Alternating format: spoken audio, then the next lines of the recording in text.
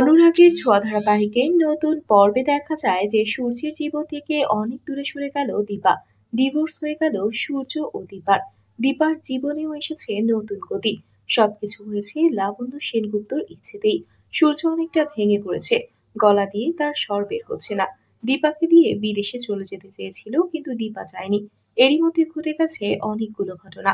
মিশকা এমন সব কাজ করছে যাতে করে লাবণ্য সেনগুপ্ত কঠিন একটা সিদ্ধান্ত নিয়ে সূর্য ও দীপাকে বলে, সবার ভালোর জন্য তোমাদের দুজনকে আলাদা থাকতে হবে। এই বলে ডিভোর্স পেপারে সাইন করতে বলে লাবণ্য সেনগুপ্ত। দীপা বলে, সব খারাপের বেলায় তো আমাকেই ভোগ করতে হবে।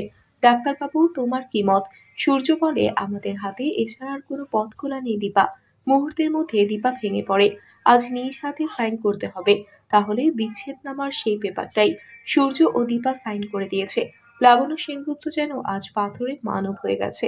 দুই মেয়েকে বুকে জড়িয়ে ধরে কাঁদতে থাকে দীপা। অন্যদিকে দেখা যায় একটা সঙ্গীত গোষ্ঠীর পরিচালক সবাইকে বলছে, আজ আমাদের রিইউনিয়নে সবাই ডুয়েট গাইবে। কিন্তু দীপা কোথায়? ওকে তো কোথাও দেখছি না।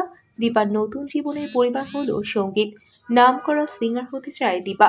অন্যদিকে সূর্যের জীবন সম্পূর্ণ আলাদা। তাহলে সোনা ও রূপার জীবনে কি তাদের বাবা মাকে আর কখনো একসাথে পাবে না? আর সাইন করা ওই পেপারটা কি ডিভোর্স পেপার ছিল, নাকি অন্য কোনো এগ্রিমেন্ট পেপার? বন্ধুরা, তোমাদের কি মনে হয়? এক্ষুনি একটি লাইক দিয়ে এবং কমেন্ট করে জানিয়ে দাও তোমাদের মত।